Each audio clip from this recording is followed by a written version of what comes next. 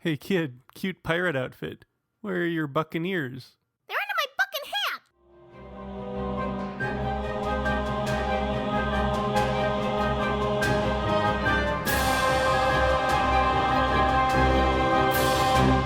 The golden age of piracy is usually designated as about 1650 to 1730. After that, interest kind of died off. Let's face it, pirates really weren't that cool. There's been some compelling literature here and there, and I had a cool Lego set that had a monkey. Errol Flynn briefly made pirates cool in the 1930s with Captain Blood and the Seahawk. But for the most part, pirates were kind of goofy. Muppet Treasure Island and the Pirates of Penzance were popular, but those are both musicals. I mean, musicals can be cool, but there's a limit to your hardcore cool factor when your pirates are singing Muppets. Avast ye, landlubbers, dead men tell no tales. That doesn't mean we can't sing.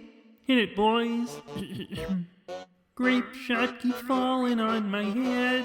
I'm Tim Curry. Okay, it's possible that I haven't watched Muppet Treasure Island in a while.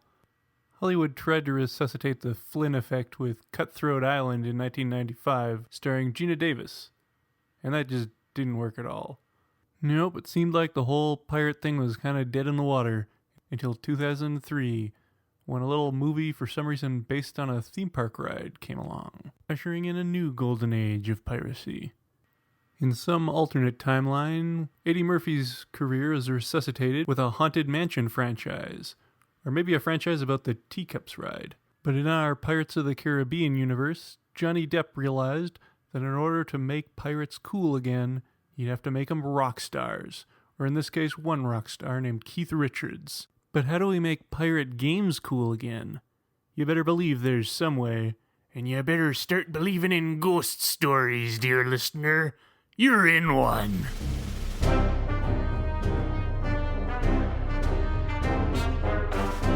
Welcome to the Wireless Game Adapter Podcast, hosted by me, Orin Bishop. This podcast is broken up into 4 parts. First, we discuss our source material and what puts the figurative wind in its sails. Then we keel-haul some game adaptations that exist. And in the third part, we discuss some games that aren't specifically adapting the material, but which I feel strike buried treasure. And then we walk the plank by discussing what would comprise the ultimate Pirates of the Caribbean game, be it a video game, a tabletop game, or that game where you lose appendages and replace them with household objects. Me eye is a toaster. Ye scurvy dogs be listening to the Wireless Game Adapter Podcast. When I cry, crumbs come out.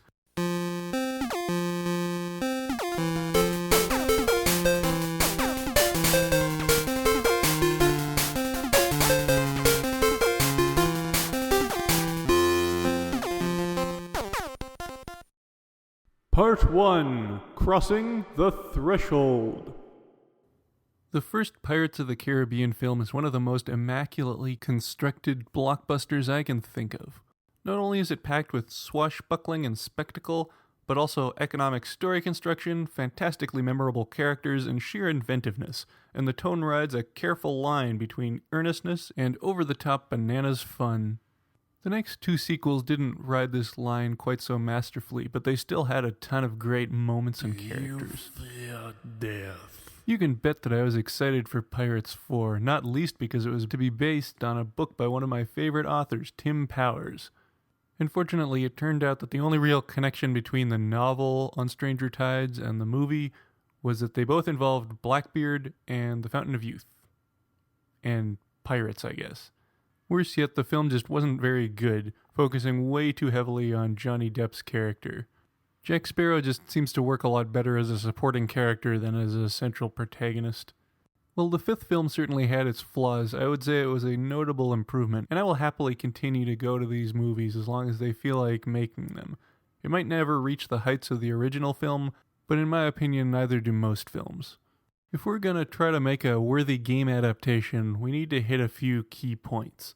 First of all, these films let you delight in being a bad, dirty, stinking pirate.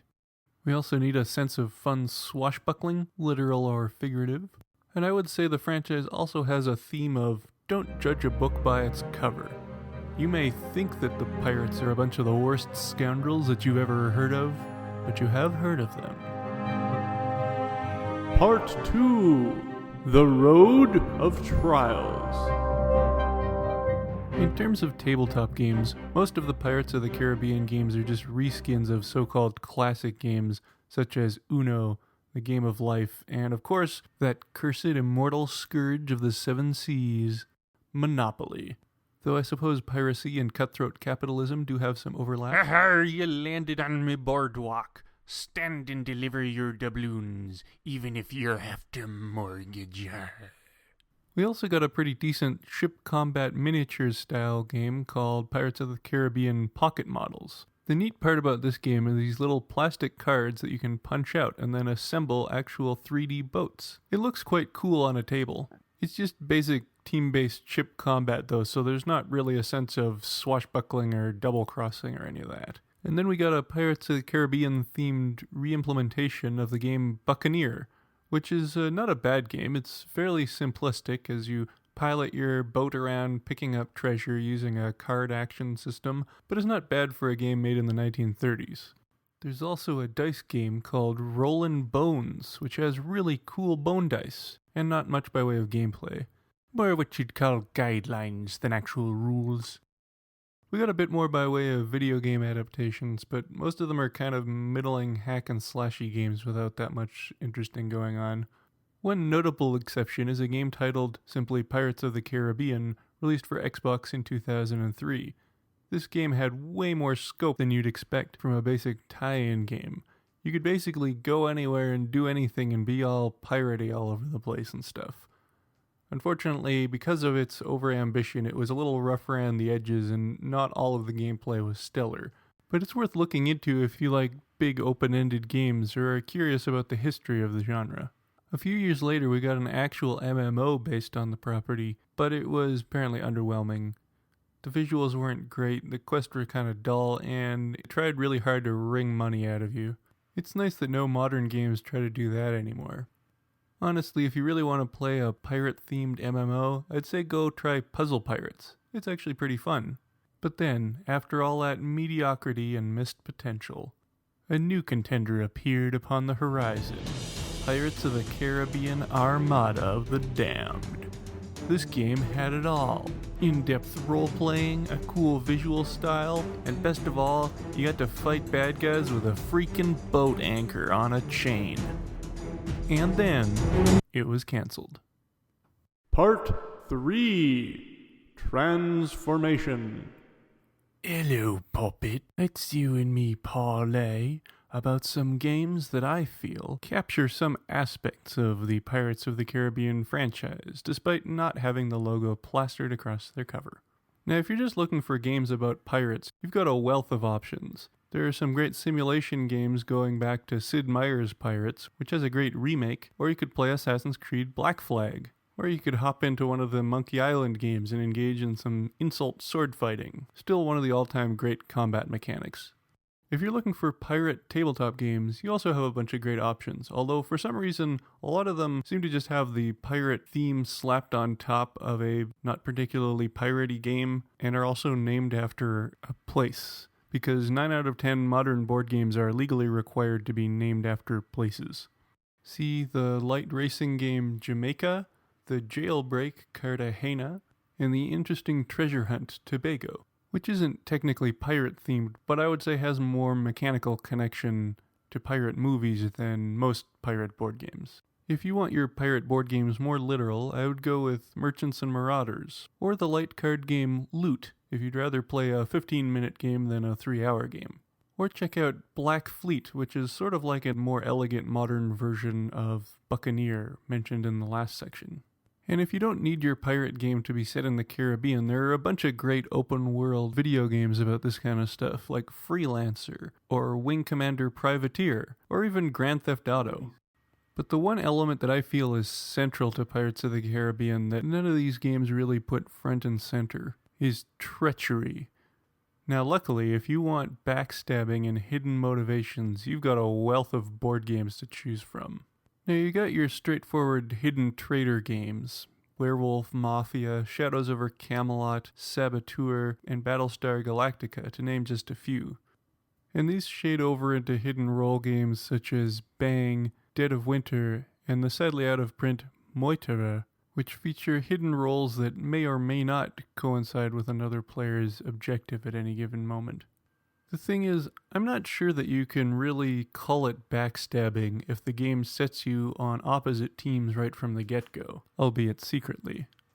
No, the kind of face-heel turns that really ruin friendships are when the game would have happily let you get along and cooperate, but you just had to go and be a scumbag. Risk, diplomacy, cosmic encounter, intrigue, junta, and the Game of Thrones board game all let you build alliances with other players, and you might keep these alliances to the bitter end. But you probably won't, will ya? Honestly, it's the honest ones you have to watch out for, because you can never predict when they're going to do something incredibly helpful. What? No, that's not the quote. Which one of you is messing around with my script?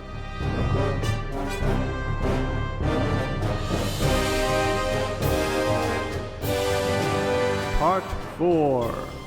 The Elixir. Well, me scurvy dogs, it's time we hoist the jib, raise the mainsail, and run up the bar tab.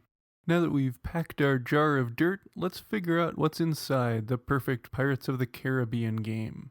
And while I think it is eminently possible to make a great video game with this material, to do the lying and backstabbing, I think you've really got to do a multiplayer tabletop game. You want to be able to see the look in a player's eyes right before you sail away on their ship.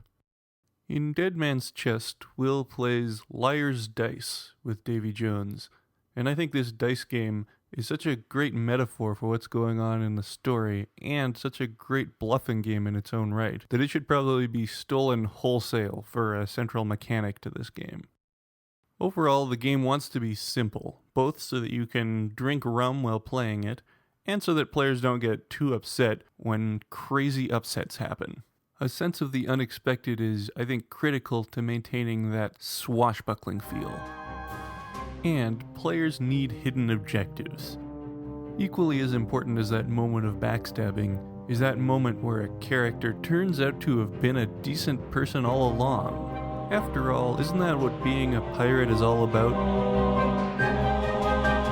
Well, that and illegally downloading Game of Thrones, I guess. Ugh, why is modern day so lame? You've been listening to the Wireless Game Adapter Podcast, hosted by me, Orin Bishop. Check out Steampunk Rally and several great games named after places at Roxley.com. Music for this episode was not pirated, but rather borrowed under the Creative Commons license from Incompetech.com. You heard snippets of Evil March, Crossing the Chasm, and Our Story Begins, all by Kevin MacLeod. The theme music is Chibi Ninja by Eric Skiff. Tell me what you want adapted next at orinbishop.wixsite.com/game design, and follow me on facebook.com/orinbishopgames.